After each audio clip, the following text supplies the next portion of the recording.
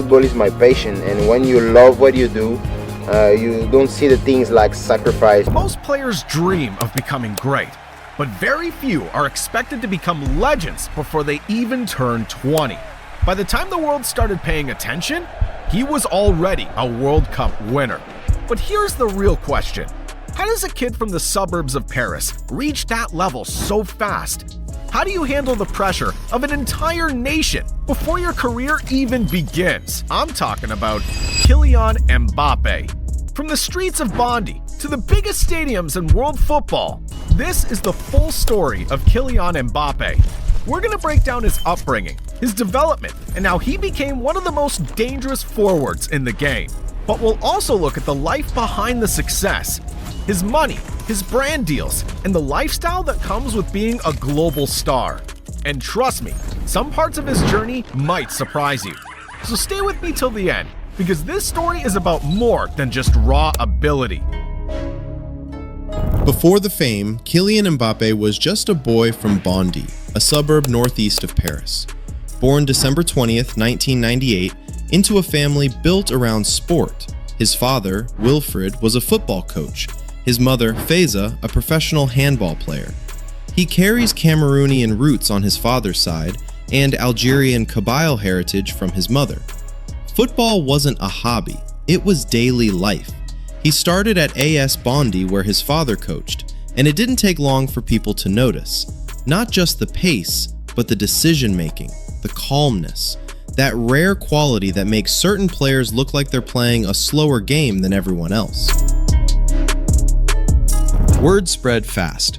Before long, Mbappé was training at Clairefontaine, the elite academy that shaped France's greatest players, and the attention kept building. Just before his 14th birthday, he received an invitation most players only dream of: Real Madrid. Personally arranged by Zinedine Zidane. During that visit, he even met his idol, Cristiano Ronaldo, a teenage boy from Bondy, standing in front of the man he'd idolized his entire life. Most kids would have frozen. Mbappé filed it away as motivation. His family chose patience instead. At 14, he joined AS Monaco, a club with a reputation for developing young talent and giving them real opportunities. That decision lit the fuse. On December 2015, Mbappé steps onto a professional pitch for the first time, aged 16, becoming the youngest player in Monaco's history to make a first-team appearance. With explosive pace and clinical finishing, he had a fearlessness that didn't match his age. Comparisons to Thierry Henry came immediately. Henry had started at Monaco before conquering the world, and now another young forward from the Paris suburbs was following a similar path. A few months later, he scored his first professional goal, breaking Henry's record to become Monaco's youngest ever scorer. It wasn't just the numbers, it was the way he played, direct, relentless, with a confidence that felt almost unreasonable for someone his age. 2016-17 changed everything. Starting regularly now, Mbappé began dismantling defenses across France and soon across Europe. The real shift came in the Champions League, the world's most experienced defenders, and he made it look easy. By the end of the season, Monaco had won Ligue 1. Mbappé had scored over 20 goals, and he'd become one of the most talked about teenagers in world football. It wasn't the speed that stood out, it was the composure. At an age when most players are still developing, he was already delivering at the highest level. He moved to Paris Saint-Germain, and the records started falling one by one. Multiple Ligue 1 titles, domestic cups, record-breaking top scorer seasons. He became Paris's all-time leading scorer, but the defining moment came in 2018 at the World Cup in Russia. At just 19, he scored in the final as France lifted the trophy, becoming the first teenager since Pelé to score in a World Cup final. Then 2022 in Qatar, he was the top scorer of the tournament and had a hat-trick in the final, one of the greatest individual performances a World Cup final has ever seen. France still lost, and that pain never fully left him.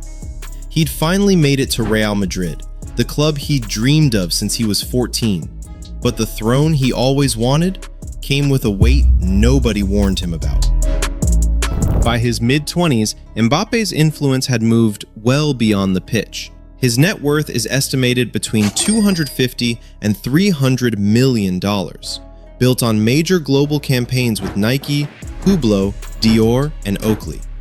What's notable is how selective he's become. He's not saying yes to everything. He's choosing partnerships that match a long-term vision. He holds a stake in SM Ken and launched his own production company, Zebra Valley. For Mbappe, building wealth is inseparable from building something that lasts. For years, one of the fastest men in football didn't have a driving license. He was regularly seen arriving at training in a luxury van, focused entirely on football. At 27, he finally passed his test, and his first public appearance behind the wheel was pulling up in a 35,000-pound Mini Cooper S convertible. Understated, practical. Behind the scenes, the garage tells a different story. A collection worth over $2 million, with the Ferrari SF90 Stradale as the crown jewel, alongside a BMW i7. For most players, the cars come first. For Mbappe, they came last. His move to Real Madrid brought a new home to match.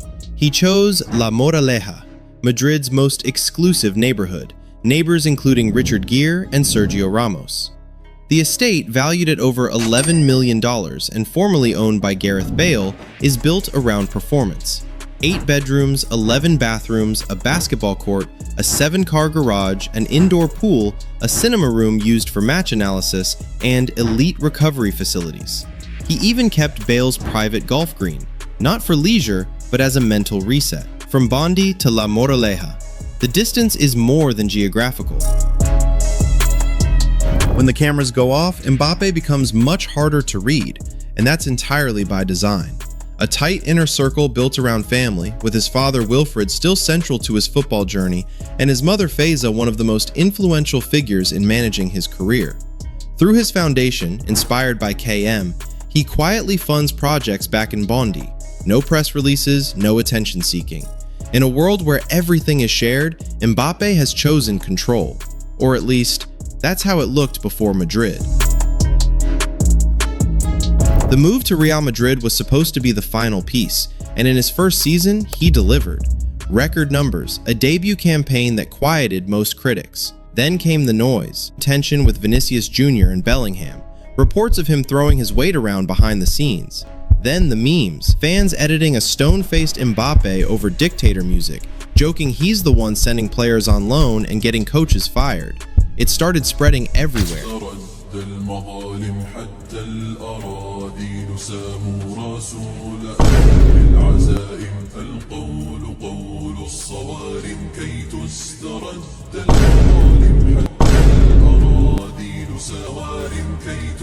He ignored it until he didn't. When Fabrizio Romano posted a screenshot of the memes, Mbappe left one comment: "Don't do that again." 4 words, but they said everything.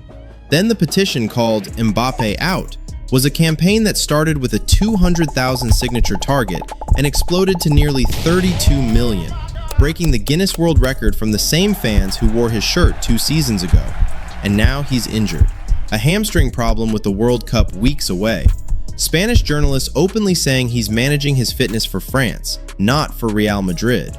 Whether that's true or not, the optics couldn't be worse.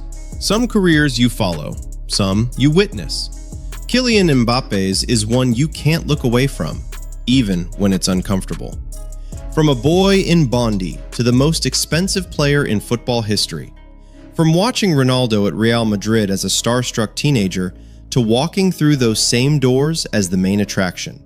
And finding out the door swings both ways.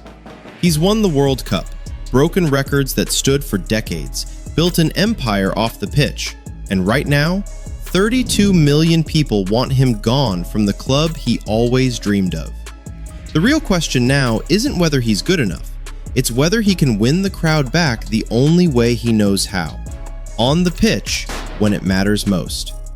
The 2026 World Cup starts in weeks, and Mbappe has never needed a stage more than he does right now. The streets of Bondy gave him hunger. Paris gave him the stage. Madrid gave him the throne, and everything that comes with it. What comes next? Only he knows. If you made it this far, drop a comment below. We'd love to know what part of his journey surprised you the most. And if you enjoyed this video, see you in the next one.